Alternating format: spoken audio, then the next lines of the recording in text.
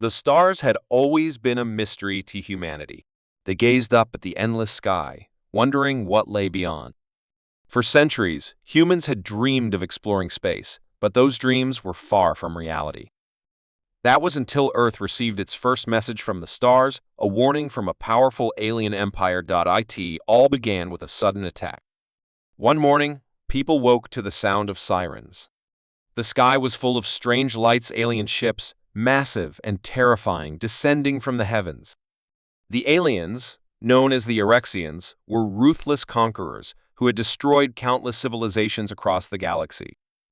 Earth's military tried to fight back, but the aliens were too advanced. Cities were burned, and millions lost their lives. Captain Ava Miller stood on the bridge of the Valor, the last remaining human warship. Her crew was a mix of soldiers, scientists, and engineers. They had one mission: survive. "We can't keep running forever," Captain Miller said, gripping the control panel. "We need to find a way to fight back." Her second-in-command, Lieutenant John Reese, looked up from the radar. "We've got a problem, Captain.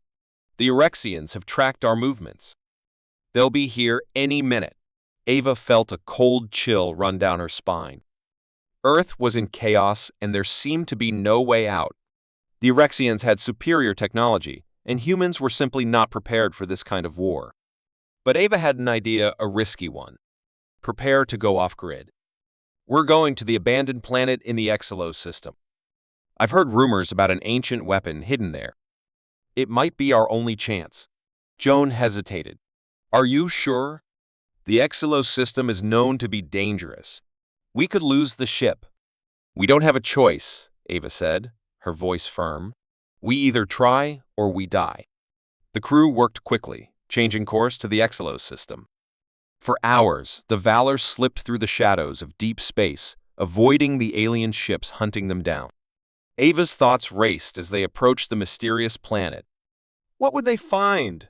And if there really was a weapon, could they control it? When they arrived, the planet looked deserted, lifeless, covered in dust and crumbling ruins. It didn't seem like the kind of place that would hide anything powerful. Yet, Ava couldn't shake the feeling that something important lay beneath the surface. "Captain, we've located a structure underground," John said, pointing at a screen. "It's not far from here." Ava nodded. "Let's go. Stay alert."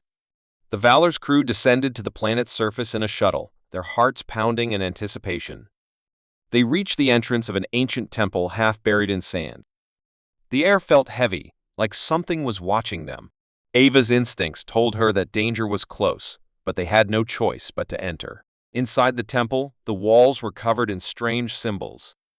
The deeper they went, the colder it became. It felt like the air itself was alive, pressing against their skin. The team moved cautiously, with their weapons drawn, until they reached a vast chamber. In the center of the room stood a large stone pedestal, and on it was a glowing orb. It radiated an eerie blue light. "That's it," Ava whispered, her voice barely audible. "That's the weapon." John looked at her, his face uncertain. "What is it?" "I don't know," Ava admitted. "But this could be our last hope." The team moved closer, but before they could reach the orb, the ground trembled. The walls shook violently, and an alarm blared. "We're not alone!" Joan shouted. From the shadows, a group of Orexian soldiers appeared, their glowing eyes fixed on the humans. They had followed the Valor to the planet. Now, they stood in the chamber, weapons aimed directly at Ava and her crew. "You shouldn't have come here, humans," one of the Orexians said in a cold, robotic voice. "This is our weapon.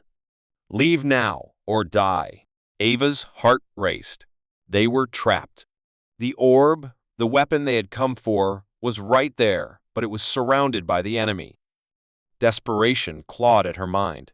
She needed a plan, and fast. "Get to the orb," she shouted. Now, in an instant, chaos erupted. Joan and the crew charged at the Orexians, firing their weapons, but the aliens' shields deflected the blasts effortlessly. Ava dashed toward the pedestal, heart pounding. She didn't know how to use the orb, but she had no other choice. As her fingers touched the orb, a surge of energy shot through her. The room lit up with bright blue light, and for a moment, everything went silent. Ava's mind exploded with visions images of countless stars, galaxies, and wars fought long before her. She saw the Orexians, their true power, their history. She saw the key to defeating them. Ava pulled her hand away, gasping for air. The orb pulsed once more, and then, as if responding to her, it released a shockwave of energy. The Orexians were thrown back, their shields shattered, their weapons useless. The team watched in awe as the orb's power seemed to fill the room, lifting the Orexians off their feet and hurling them into the walls. The humans had no idea what was happening, but they could feel the strength of the weapon. It was unlike anything they'd ever seen. "Captain, what's going on?" Joan asked, his voice trembling. Ava could hardly speak. She had unlocked something ancient, something far beyond human understanding. But one thing was clear, the tide of the battle had turned. The Orexians were not just an alien threat, they were part of a greater force, one that humans could now fight. "We found our weapon," Ava said, a smile creeping across her face. "And we're not going to stop until we take the fight to them." As the Orexians regrouped, Ava and her crew prepared for the final confrontation. They had unlocked the hidden power of the stars, and humanity was no longer weak. The war was just beginning. The war had come faster than anyone had expected. One moment, Earth was peaceful, focused on rebuilding and expanding. The next, the sky was filled with the lights of alien ships. The Tele, a race known for their cold and ruthless nature, had arrived to conquer Earth. Humanity fought back with everything they had. But the Tele were far stronger, their technology far more advanced. Earth's weapons were useless against them. Cities fell, armies were destroyed, and hope seemed to be slipping away with every passing day. Captain Leo Harris stood in the war room of the Defender, the last human battleship left. It had been weeks since Earth's major cities fell, and they were running out of time. "We can't keep fighting like this," Leo said, his voice heavy with defeat. "We're being pushed back on all fronts.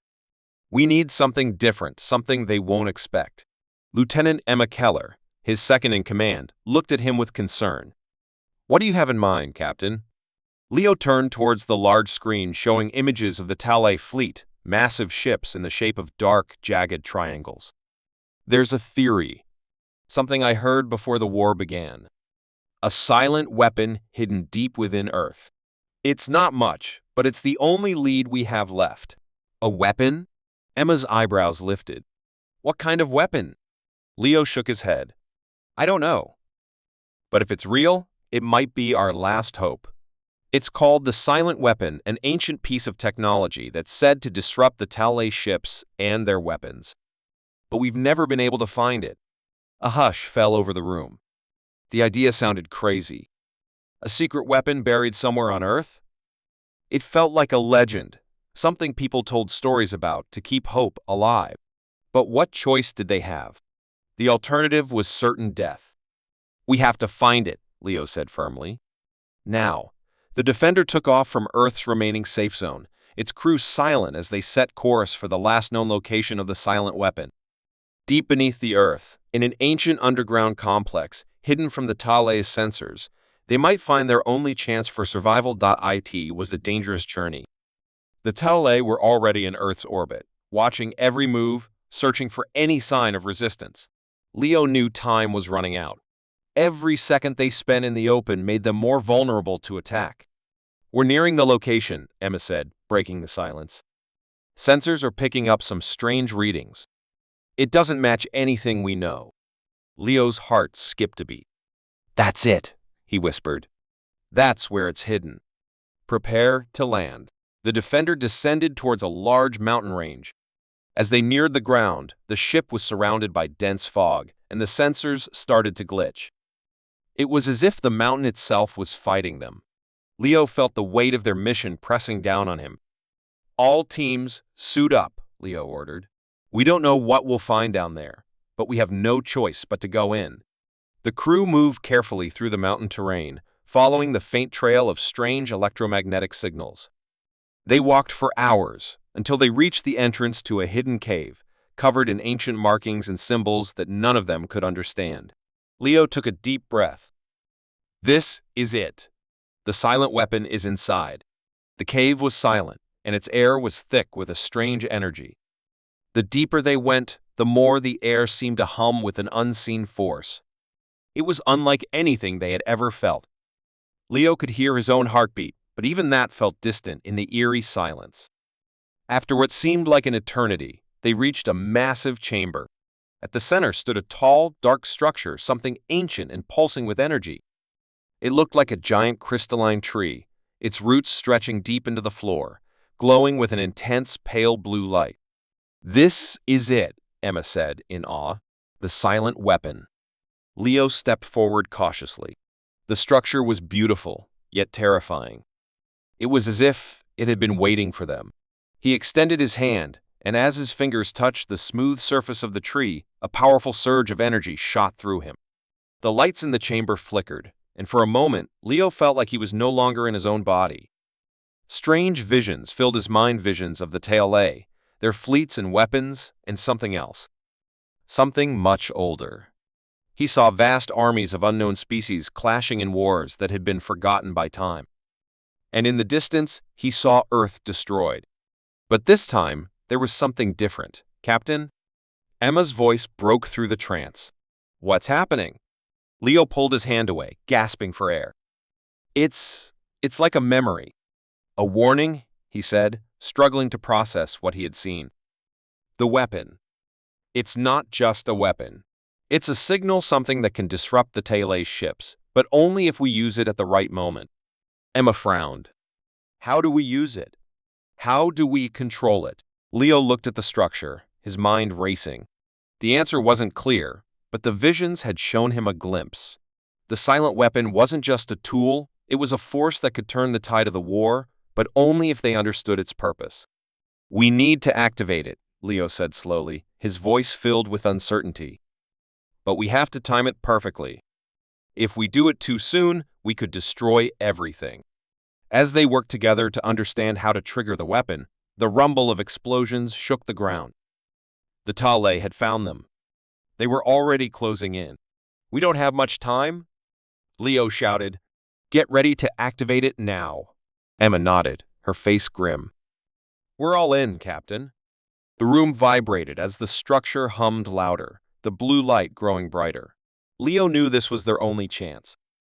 They were about to risk everything on an unknown power, one that might either save them or doom them forever.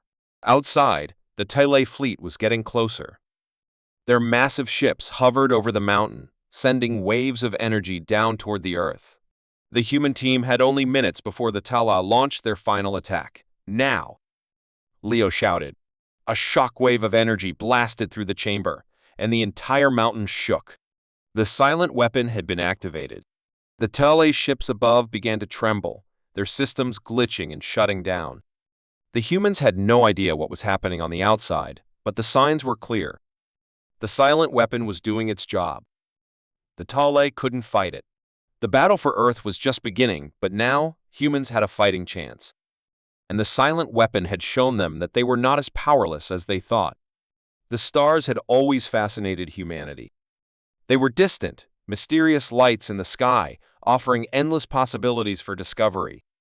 But no one could have imagined that those stars held secrets far darker than anyone had ever dreamed. Captain Sarah Johnson stared at the screen in the command center of the Star Voyager.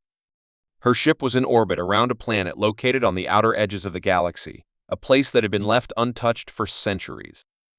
No one knew why the planet was avoided until now. The signals they had received from the planet were unlike anything they had encountered before. Ancient, cryptic messages, hidden in the stars themselves. "We're close," Sarah said softly, her voice barely above a whisper. "This is it. The planet where the truth lies." Her second-in-command, Lieutenant Greg Davis, looked up from his console. "Are you sure? We've only just begun to decode the signal. What if it's a trap?" "I don't know," Sarah replied. "But we have to take the risk. We're running out of time." The Earth had been struggling for years. The war with the Orexians, an alien race that had been slowly conquering the galaxy, had brought humanity to the edge of destruction. It was said that somewhere out there, hidden in the far reaches of space, was an ancient power that could shift the balance in the war. And this planet, buried deep in the forgotten corners of the galaxy, was the key. The Star Voyager descended into the atmosphere of the mysterious planet. Its surface was barren. As they landed, the crew was filled with a sense of unease. This place felt wrong, as though something had been hidden away for a reason. "Keep your eyes open," Sarah ordered as they suited up and prepared to disembark. "We don't know what we're walking into." The team stepped onto the planet's surface, the ground beneath their boots cracking with every step. The sky was dark, swirling with unnatural clouds, and a cold wind blew through the ruins of an ancient city. The place felt abandoned, yet strangely alive, as though the planet itself was watching them. Over there, Greg pointed to a distant structure. It looked like an ancient temple, its towering pillars barely holding up against the passage of time. "That's where the signal is coming from." Sarah's heart raced as they moved toward the temple. The closer they got, the stronger the feeling that something was terribly wrong. It wasn't just the planet. There was something hidden here, something that had been locked away for centuries. They entered the temple, the air growing colder with each step. The walls were covered in strange symbols, some of which Sarah recognized from ancient texts. It was clear that this was no ordinary civilization. Whoever built this place was far more advanced than humanity. But what had happened to them? Why had they disappeared? In the center of the temple, they found what they were looking for, a massive stone altar covered in dust and centuries of decay. On top of it was an object, a small, glowing crystal. The signals had led them here, to this exact spot. The crystal hummed with an energy that seemed to pulse with life. Sarah reached out, her hand trembling as she touched the crystal. The moment her fingers made contact, the ground shook violently. A deafening roar filled the air, and the walls of the temple began to crumble. "Get back!" Greg shouted. But it was too late. The temple walls collapsed, trapping them inside. Dust and debris filled the air, and Sarah struggled to keep her balance as the ground cracked beneath them. Suddenly, the crystal glowed brighter, and a voice echoed through Sarah's mind. It was ancient, filled with power and wisdom, but also sorrow. "You have awoken the truth," the voice said. "Now you must understand the price." Sarah froze. "What? What does that mean?" she whispered. Before she could respond, the temple walls began to shift, revealing hidden passages beneath the ground. The entire structure was moving, and the floor began to descend, taking them deeper into the planet. There was no turning back now. The team was carried down into an underground chamber. The walls were lined with more symbols, but this time they seemed to tell a story, one of war, betrayal, and unimaginable power. In the center of the chamber, a massive stone door stood, covered in ancient writing. "This is it," Sarah said, her voice barely a whisper. "This is what they were hiding." Greg approached the door, trying to decipher the writing. It says, "The truth lies beyond the gate, but only the worthy may pass." "What does that mean?" Sarah asked, her heart racing. Before Greg could respond, the crystal in Sarah's hand began to glow again, brighter than ever before. The air in the chamber grew thick with energy, and the ground trembled once more. The door slowly creaked open, revealing a hidden chamber beyond. Inside, there was a machine, an enormous device that looked like a cross between a weapon and a living organism. It was connected to the planet itself, its tendrils extending deep into the ground. The machine pulsed with an eerie blue light. "This is it," Greg said in awe. "This is the power the signal was leading us to." But Sarah wasn't sure. The machine felt wrong. It was ancient, yes, but also dangerous alive in a way that she couldn't understand. "What is this?" Sarah asked, stepping closer to the machine. "What did they create here?" The voice returned, echoing in her mind. "We were the creators, but we could not control what we had made. It was too powerful, too dangerous. We hid it away to protect the galaxy." "Control it?" Sarah whispered. "What do you mean?" "It was the weapon that could end all wars," the voice continued. "But it came with a cost that even the strongest minds could not bear." As the truth settled in, Sarah realized the gravity of what they had found. The weapon wasn't just a tool of war, It was the key to the end of all life, a power so destructive that its creators had locked it away to keep the universe from destroying itself. They had uncovered the forgotten truth. The ancient creators had built a weapon too powerful to control, and now it was in their hands. But was humanity ready to wield it? Or would they fall victim to the same fate as those who had come before them? The chamber was silent as Sarah and her team stood before the weapon, uncertain of what to do next. The weight of the truth pressed down on them, and the future of the galaxy hung in the balance. The decision they made here would change everything. But could they truly understand the consequences of unlocking such a power? The truth was clear. The weapon could win the war against the Orcsians. But at what cost? The last city on Earth was on the brink of destruction. Towering alien ships hovered above, casting dark shadows over the crumbling buildings below. The Orcsians, a race of ruthless conquerors from the far reaches of space, had come to claim humanity's home. They had already wiped out most of the human population, and now only a small band of survivors remained, fighting desperately to hold on to what was left. Commander Ethan Cole stood in the command center of the last human fortress, the Phoenix. His face was grim as he watched the monitors, each one showing a different part of the city under attack. The Orcsian fleet was massive, their ships unlike anything humanity had ever seen. Their weapons were more advanced, and their numbers overwhelming. Every day, the Orcsians grew closer to victory. "We're running out of time," said Captain Mia Rivers, his second in command. "If we don't make a stand now, it's over. The last of our forces are out there, scattered and outnumbered." Ethan clenched his fists. The decision was impossible, but it had to be made. If we wait any longer, we'll be wiped out. We need to fight back every last man, woman, and child. Mia's eyes darkened. "Are you sure? The Orcsians have weapons we can't even dream of. What's left for us to do?" Ethan didn't answer immediately. He turned to look at the large map on the wall, filled with red markers showing the locations of human strongholds. The map had been a symbol of hope for so long, but now it was mostly empty. The cities had fallen one by one, and Earth's last stand was now a desperate fight for survival. "We do what we can," Ethan said finally. "We fight with everything we have. It's not over until we say it is." The streets outside the fortress were in chaos. Explosions rocked the ground, and the air was thick with smoke and fire. Orcsian forces had already breached the city's outer defenses, and their ground troops were closing in on the last remaining stronghold. Ethan, Mia, and the remaining survivors prepared for their final assault.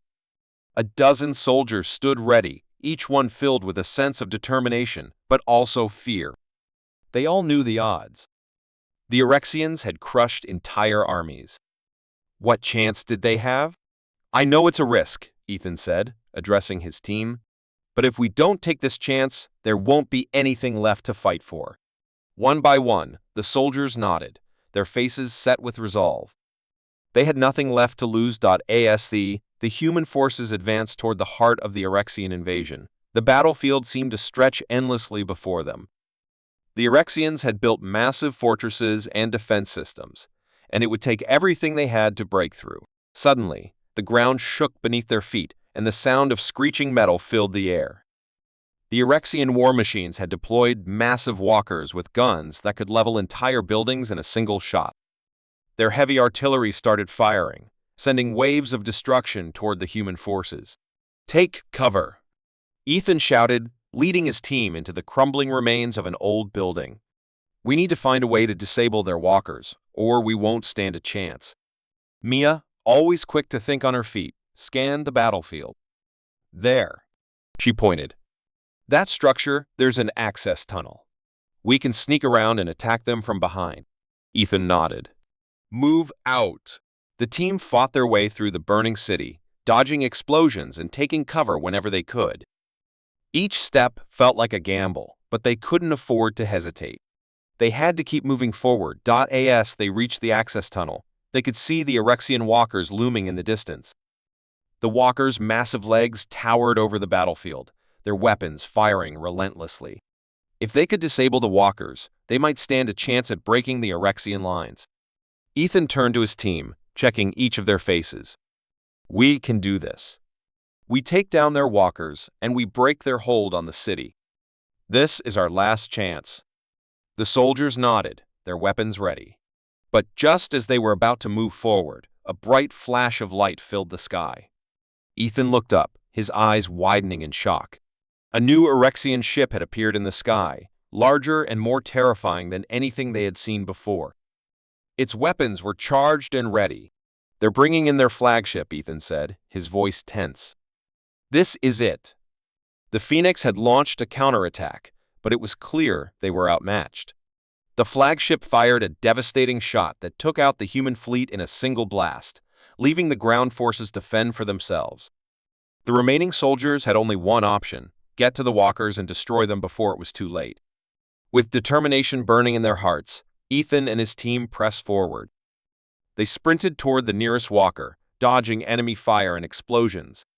Their only hope was to plant explosives on the walker's legs and disable it long enough for their forces to get in close. As they neared the first walker, the ground shook again, but this time it was different. A deafening roar echoed through the streets.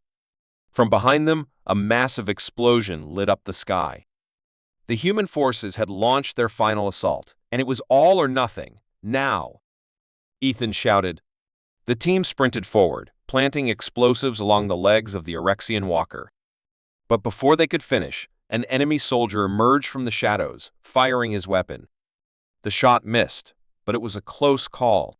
Ethan's heart pounded. They couldn't afford to fail. He grabbed the soldier's weapon and fought back, pushing them off long enough for the explosives to be set. "Get to cover," Mia shouted as the timer on the explosives began to count down. The team ran for their lives as the massive walker started to crumble. The explosion was deafening, and the Orexian walker fell to the ground in a heap of metal and fire. The human forces rallied, and a wave of hope surged through them. The first walker was down, but there were still more to fight. The battle raged on, but now the human forces had a fighting chance. Ethan and his team moved from walker to walker, planting explosives and taking down Orexian machines one by one. But each victory came at a cost. Soldiers fell, their sacrifices fueling the fight for humanity's survival. By the time the sun began to rise, the Orexians had been pushed back. The battlefield was littered with the remains of their machines, but the cost had been high. Ethan looked around at the survivors, their faces battered and bruised, but their eyes filled with a renewed sense of hope. "We did it," Mia said, her voice hoarse from the battle. Ethan nodded, exhaustion weighing heavy on his shoulders. "We fought. We survived. But the war's not over. Not yet. Humanity's last stand had been won, but the battle for Earth was far from over. There were still more Orexians out there, and the fight for survival would continue. The vastness of space had always seemed endless, a place where humanity could explore, dream, and expand. But on the edge of known space, among the stars, the dream was starting to crumble. Captain Lucas Gray sat in the dimly lit command room of the stellar horizon, staring out at the void. The stars twinkled coldly back at him, and for the first time in years, he felt a creeping sense of unease. The mission was supposed to be simple: escort a group of diplomats to a peace conference on the distant planet of Zenthros. After months of war with the Y-Taurian alien species bent on conquering human colonies, humanity needed peace. But now, the peaceful mission had turned into a nightmare. "Captain," said Lieutenant Emma Calloway, his trusted second-in-command, "we've received a strange transmission. It's encrypted, but the source. It's from within our fleet." Lucas turned sharply. "From within our fleet? That can't be possible." "I'm afraid so, sir. I've been monitoring the signals. It's not a glitch. Someone is sending messages, and they're coded." Lucas's stomach twisted. He had trusted everyone on his ship, especially Emma. But the thought of a traitor among them made his blood run cold. "Can you trace the signal?" "Working on it," she said, fingers flying across the controls. As the ship traveled deeper into enemy territory, Lucas's mind raced. The Y-Tari were dangerous, yes, but they were not the true threat now. It was the possibility that someone on board might be working with them. A traitor. Someone who had infiltrated their ranks. Someone who had been hiding in plain sight. The stellar horizon had been on high alert ever since they left the safety of the human colony. The ship was quiet, almost too quiet. Crew members went about their tasks with an air of caution, their eyes darting around as though expecting an attack at any moment.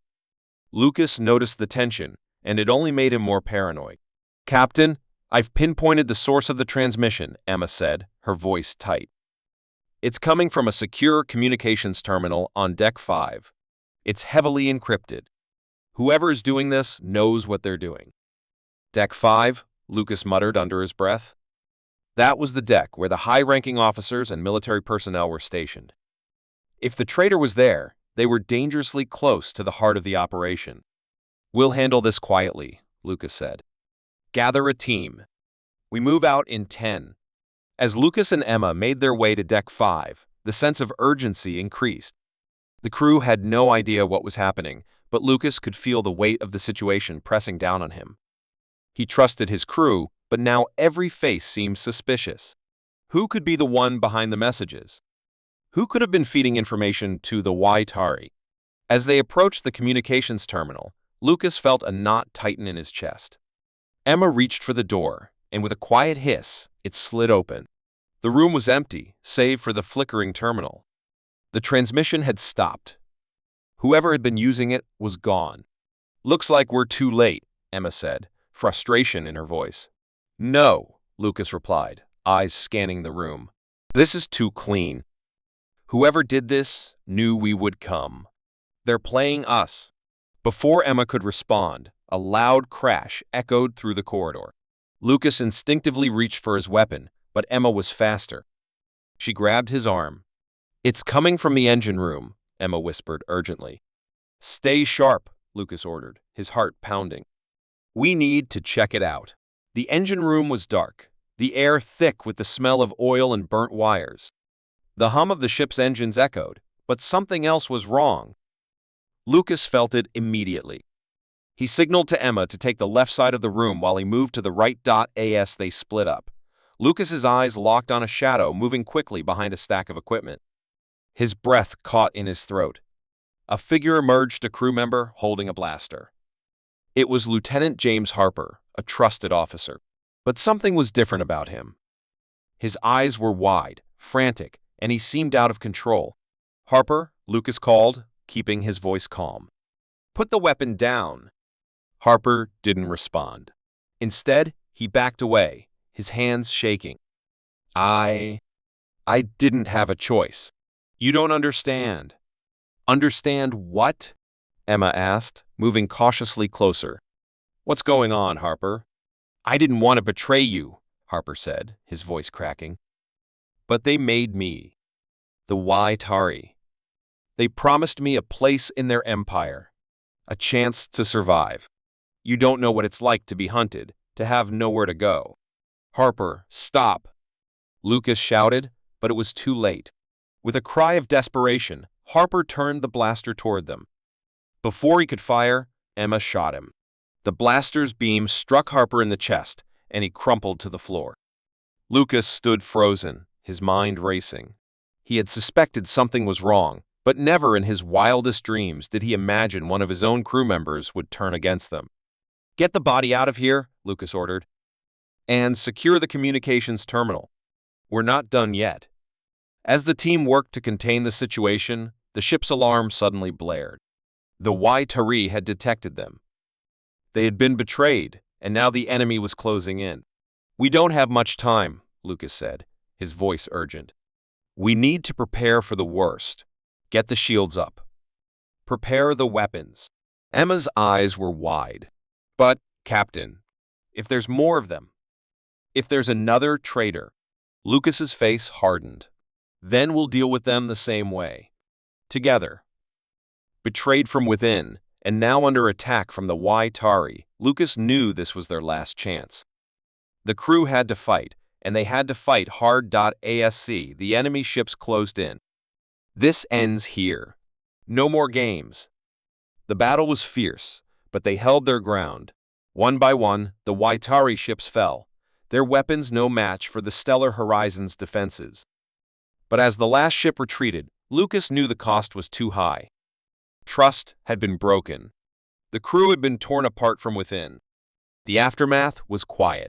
The Y-Terry had been pushed back for now. But Lucas knew that the real battle was only just beginning. Someone on his ship had betrayed them, and the question of who remained unanswered. "Captain," Emma said, her voice low. "What now?" Lucas looked out into the stars, his gaze distant. "Now, we find out who else is working against us." The silence that followed was filled with uncertainty. The stars above were vast, but now they felt colder than ever.